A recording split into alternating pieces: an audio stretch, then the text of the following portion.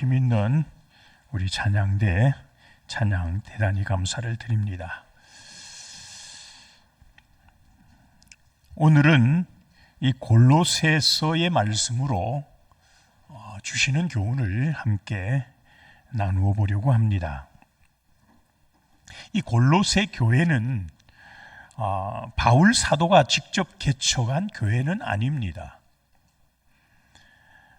바울 사도가 에베소에서 수년 동안 복음을 전하고 있는 동안 골로새에 살고 있던 이 에바브라라고 하는 한 청년이 와서 복음을 듣게 되고 거듭나면서 하나님의 자녀가 되게 됩니다. 그리고는 이 에바브라라고 하는 청년이 자기 고향인 골로새로 돌아가서 교회를 개척하게 된 교회가 바로 골로새 교회가 되었다라는 것입니다. 이 골로새 교회는 이처럼 평신도에 의해서 생겨진 교회이고 그럼에도 불구하고 아름다운 모습의 교회가 되었고 성장하는 그런 교회로서의 모습을 보였다라는 점에 있어서 굉장히 특별한 교회라 그렇게 말할 수가 있습니다.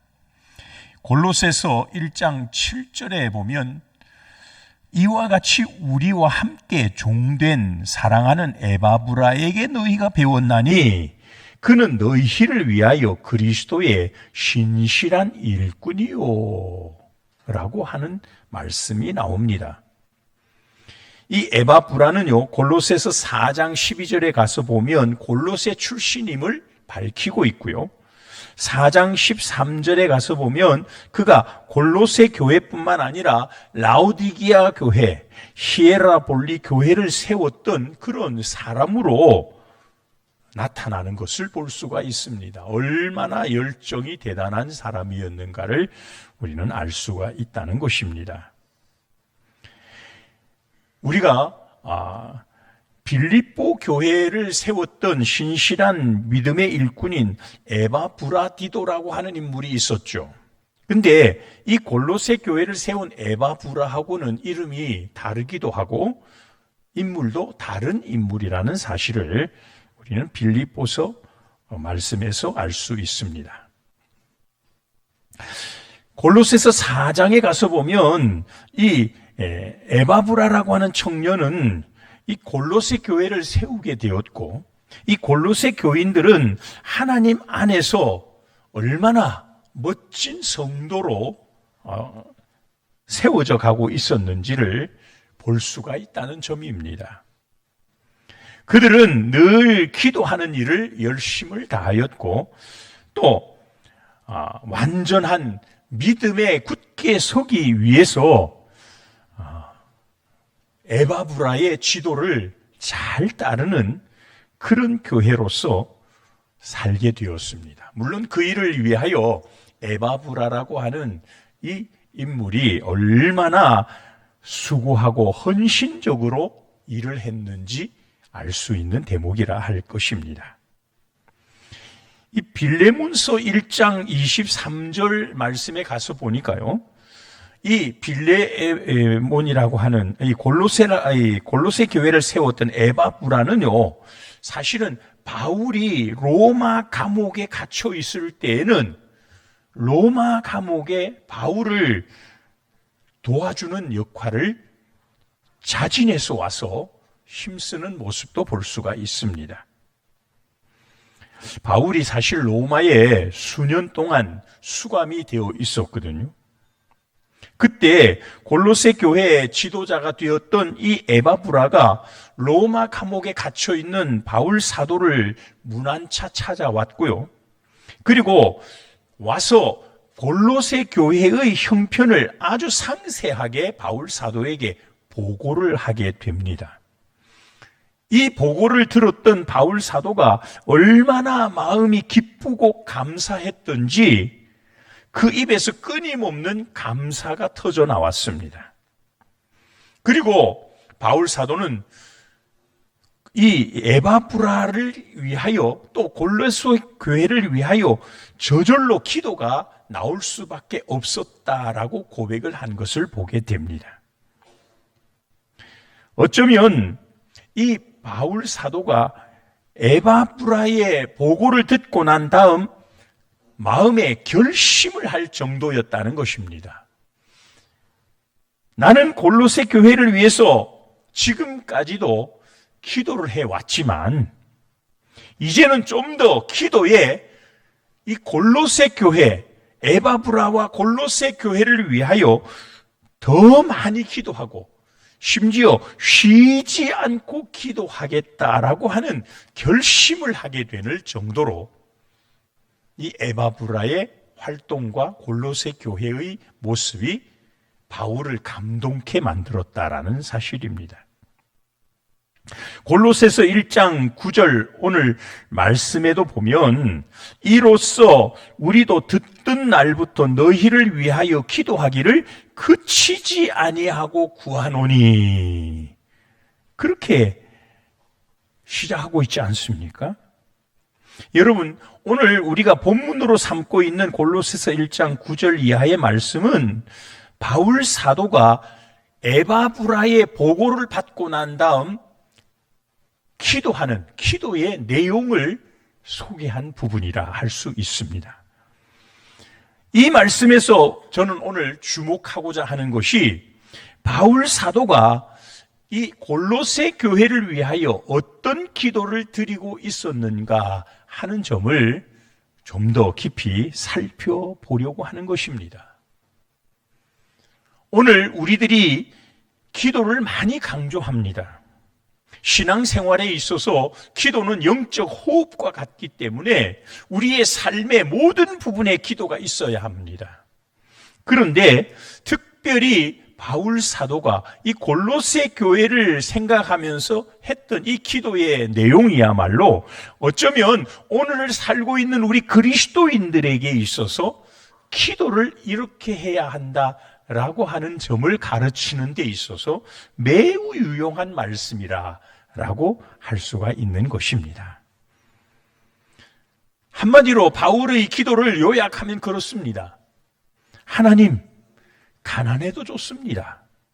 천대를 받아도 좋습니다. 핍박을 당해도 괜찮습니다.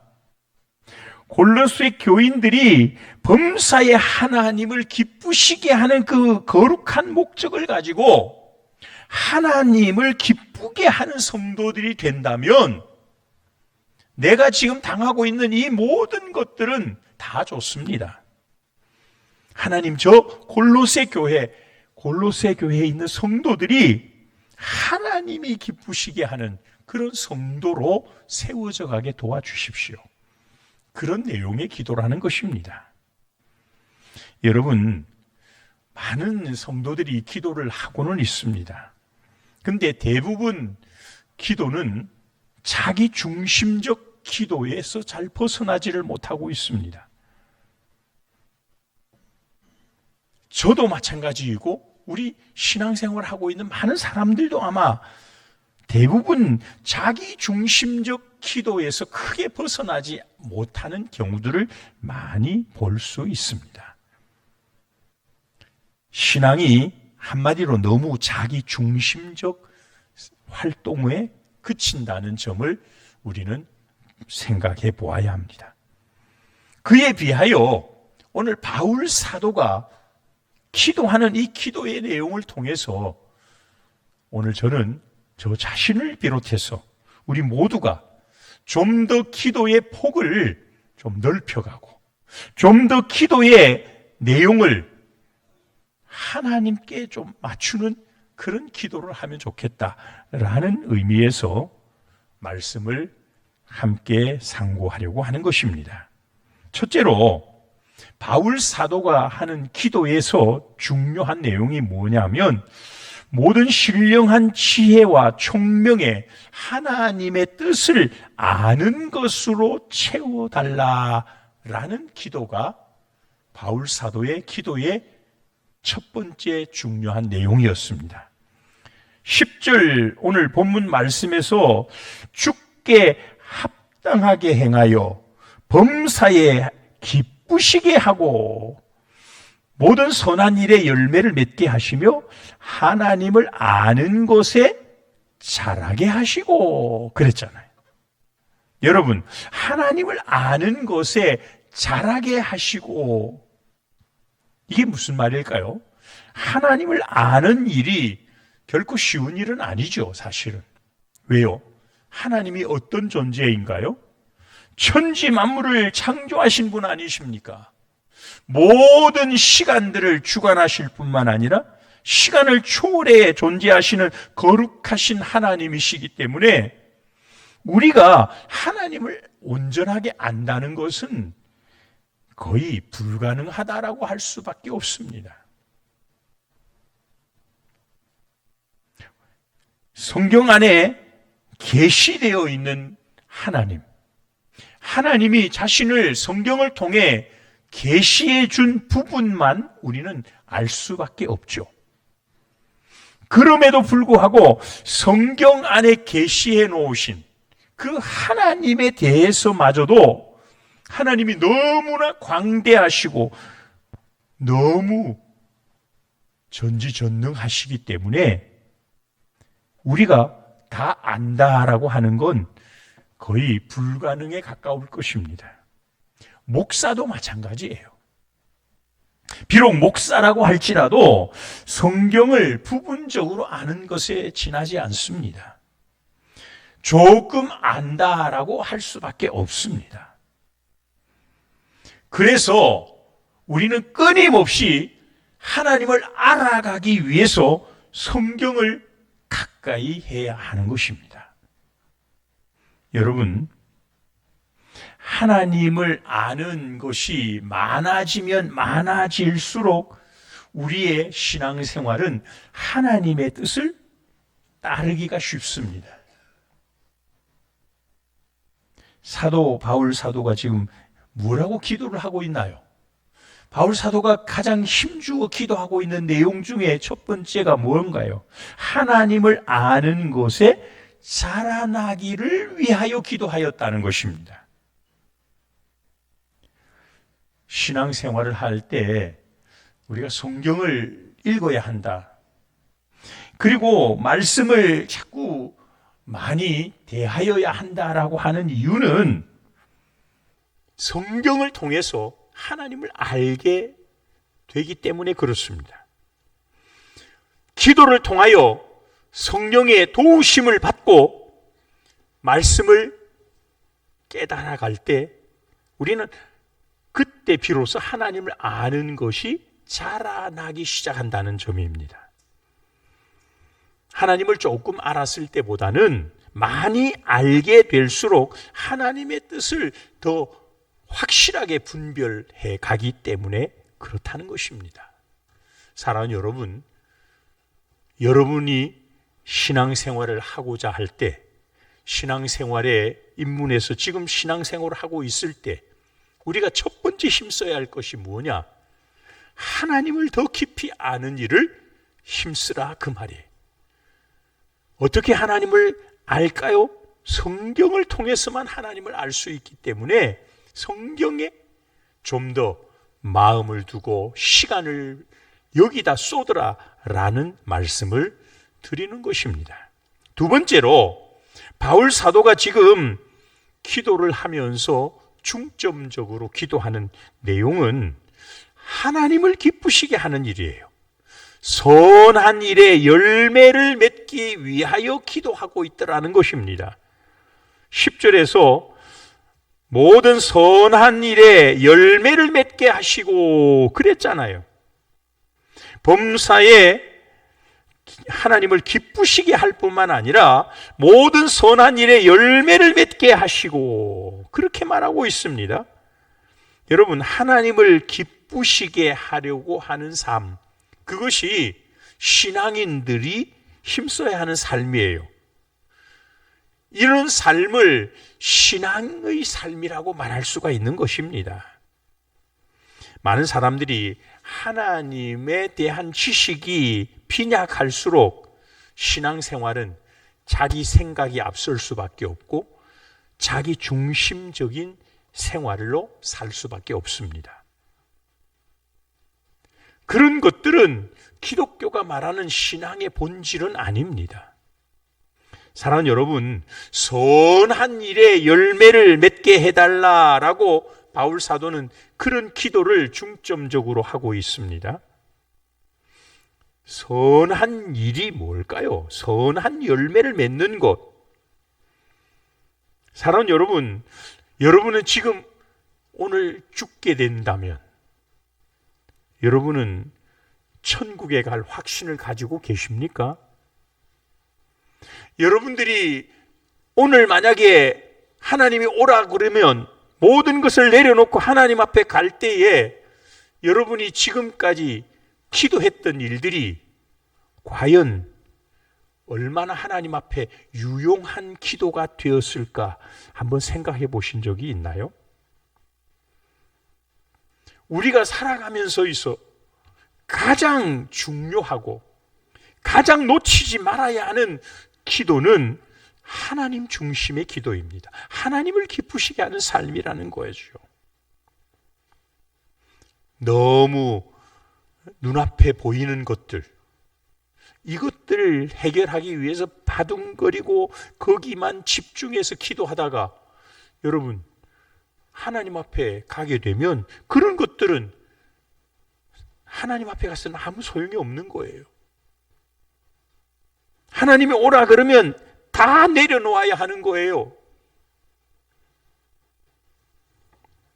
그래서 우리는 하나님이 기뻐할 만한 열매, 그것이 선한 일에 열매를 맺는 삶이라는 것입니다.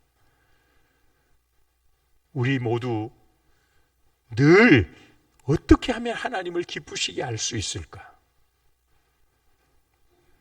우리 세례문답을 할 때 인간을 창조하신 하나님의 창조적 목적, 인간의 제일된 목적이 무엇이뇨라고 첫 번째 묻지 않습니까? 소요리 문답 제1문이 그거예요. 그때 어떻게 대답을 합니까? 하나님을 영화롭게 하고 영원토록 그를 즐거워하는 것. 그것을 고린도전서 10장에서는 먹든지 마시든지 무엇을 하든지 다 하나님의 영광을 위하는 삶. 그것이 우리가 살아가는 목적이요, 하나님이 우리를 세상에 창조하신 목적이에요. 우리가 신앙생활을 하는 가장 목적이 거기에 있어야 한다, 그 말이에요. 바울 사도의 기도는 주로 그런 기도에 초점을 맞추고 있더라, 그 말이죠.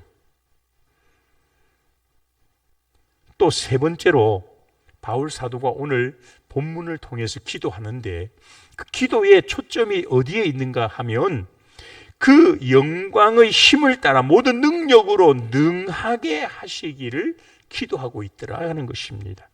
여러분, 주님께 합당하게 행하기 위해서는 성령의 능력으로 행해야 되는 것입니다. 믿습니까? 내 생각과 내 열심으로 무엇을 하면 잘 되는 것 같지만 하나님과 상관없는 경우들이 많아요. 그래서 성령의 능력으로, 성령의 이끄심을 따라 우리가 살아갈 때 그 삶이 하나님의 영광을 드러내는 삶이 되는 것입니다. 많은 사람들이요, 주님을 위한 사역에 내가 한번 헌신하겠습니다 라고 뛰어드는 경우도 있다가 얼마 가지 못해서 포기하는 사람들이 있습니다. 어떤 사람들은 내가 이제 예수 잘 믿어보겠습니다 하고 믿기로 결단을 했는데 얼마 가지 못해서 중간에 흐지부지 한 사람들도 있습니다. 왜 그런 줄 아십니까? 그건 사탄의 방해 때문에 그런 거예요. 사탄이 우리를 얼마나 방해하고 공격하고 있는지 베드로 사도는 우리에게 경고해 주었잖아요. 우는 사자처럼 삼킬 자를 찾아 지금도 헤매고 있다라고 하지 않습니까? 여러분, 이런 사탄의 공격으로부터 우리가 이겨낼 수 있는 유일한 방법이 무엇인 줄 아십니까? 내 힘으로 사탄을 대해서 이길 수 없어요. 우리가 사탄을 이기는 것은 오직 성령의 능력밖에 없음을 기억하시기를 축복합니다. 성령으로 충만해야 하는 것입니다. 여러분, 성령의 권능을 받아야 전도도 할 수 있고요. 성령의 권능을 힘입어야 사탄과 싸워서 이길 수가 있는 것입니다. 그래서 에베소서 6장에서는 마지막 때를 살아가는 우리 성도들에게 하나님의 전신갑주를 입으라라고 하지 않습니까? 하나님의 전신갑주로 무장하고 무시로 기도로 깨어 있어야 하고 성령으로 충만해 살아가야 마지막 마귀의 괴계를 능히 이기고 승리하는 사람이 되는 것입니다. 사랑하는 여러분, 로마서 14장 23절은 이렇게 말합니다. 의심하고 먹는 자는 정죄 되었나니 이는 믿음을 따라 하지 아니하였기 때문이라. 믿음을 따라 하지 아니하는 것은 다 죄니라 라고 말합니다. 여러분, 우리가 믿음으로 하지 못하고 성령의 인도를 따라가지 않으면 그건 주님께 합당한 일이 안 된다라는 그런 말이 될 것입니다. 사랑하는 여러분, 우리가 하나님 앞에 믿음으로 산다고 하는 것은 성경이 우리에게 말씀하는 것을 그대로 아멘으로 받고 순종의 삶을 살아가는 길이 바로 하나님을 기쁘시게 하는 길이 되는 겁니다. 이게 하나님의 뜻을 따라가는 삶이 된다라는 것입니다. 에베소서 5장 17, 18절은 그래서 그러므로 어리석은 자가 되지 말고 오직 주의 뜻이 무엇인가 이해하라. 술 취하지 말라. 이는 방탕한 것이니 오직 성령으로 충만함을 받으라. 마지막 때는 그렇게 살라고 성경이 말씀하고 있습니다. 마지막으로 한 가지 더 오늘 바울 사도가 힘주어 기도하는 기도의 중점 내용을 말씀드리려고 합니다. 그것은 하나님 아버지께 감사하는 삶을 사는 것입니다. 자, 오늘 본문 12절에 보니까 그랬습니다. 우리로 하여금 빛 가운데에서 성도의 기업의 부분을 얻기에 합당하게 하신 아버지께 감사하게 하시기를 원하노라.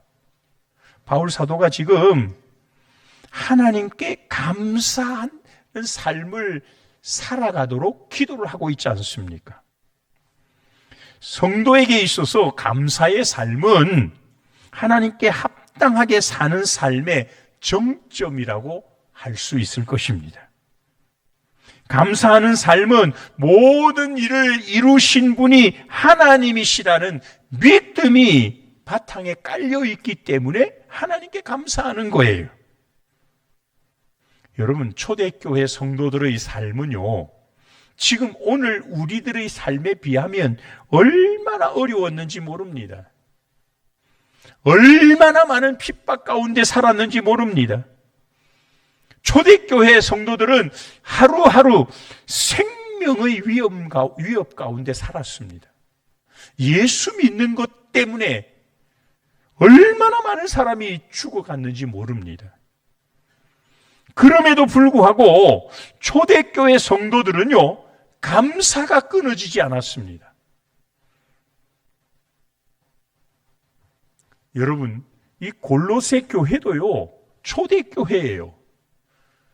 초기 기독교에 막 에바브라라고 하는 청년을 통해서 복음이 증거되고 그 청년이 변화되고 거듭나고 나니까 너무 그 은혜가 기쁘고 감격이 되어서 자기 고향 골로새에 가서 사람들을 붙들어 가지고 막 전도해서 만들어진 교회가 골로새 교회라고 했지 않습니까?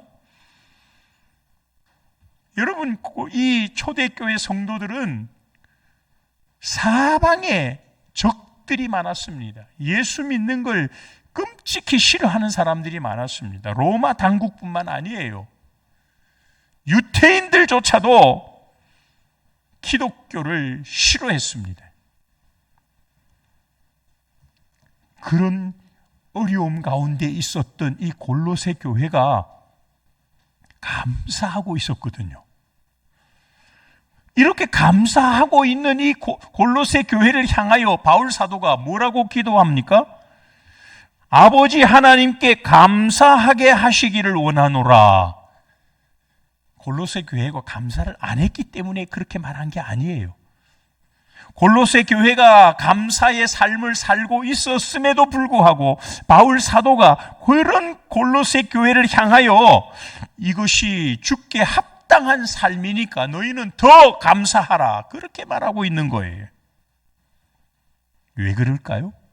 하나님께 감사하는 삶이 신앙인들에게 있어서 하나님과 가장 가까이 가는, 하나님께 합당한 삶을 살아가는 최고의 정점에 있는 일이기 때문에 그런 겁니다.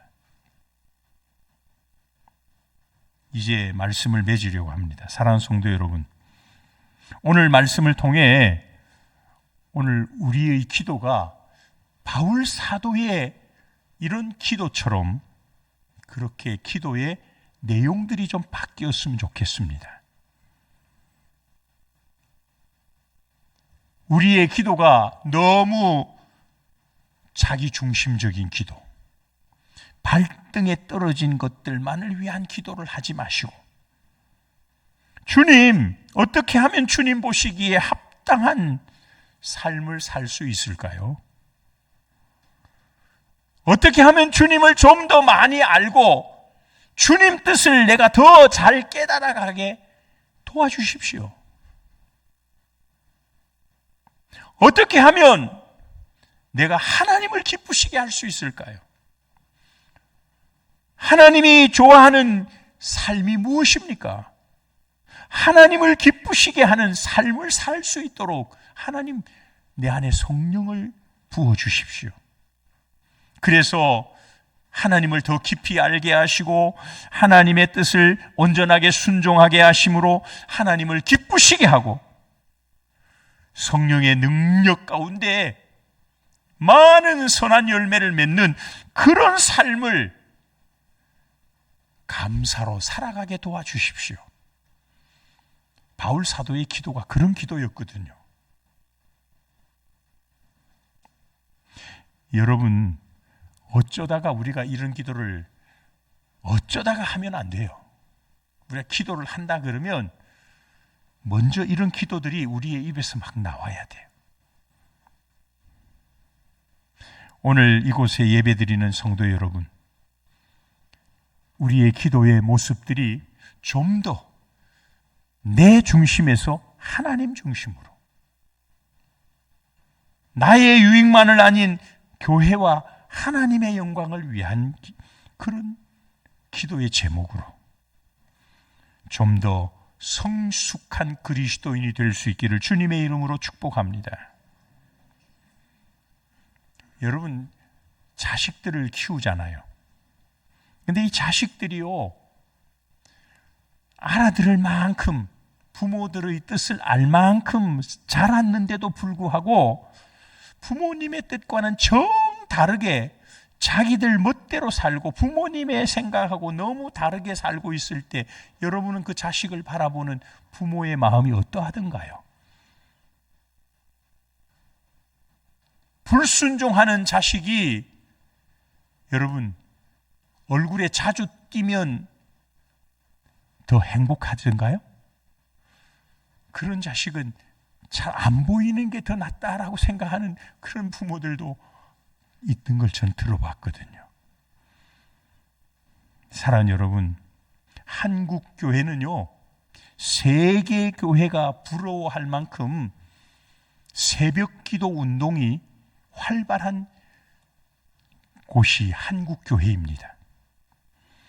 미국의 저명한 한 영성 지도자가 한국을 방문해서 한국교회 새벽 기도의 모습을 보고는 너무나 마음에 큰 감동을 받았더랍니다. 저렇게 새벽같이 나와서 새벽을 깨어 기도하는 한국교회 성도들을 보면서